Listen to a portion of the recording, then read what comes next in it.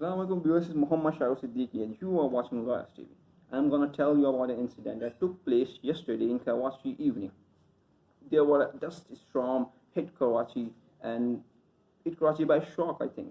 I should say that word because no one was expecting a dusty storm to hit Karachi that evening.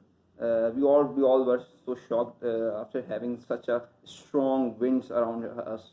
So let's have some sort of info of that storm. At least 4 people were killed, and on Wednesday evening, as part of Karachi, were gripped by gusty winds, accompanied by a dusty storm that leads to power outages and infrastructural damages. 2 died, while several were injured. Walls collapsed due to strong winds in 2 separate areas.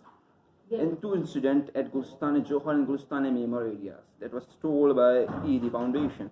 In this, around 45-year-old lady died, while 60-year-old woman died in Sadi town, Block 5, according to Chipa Foundation.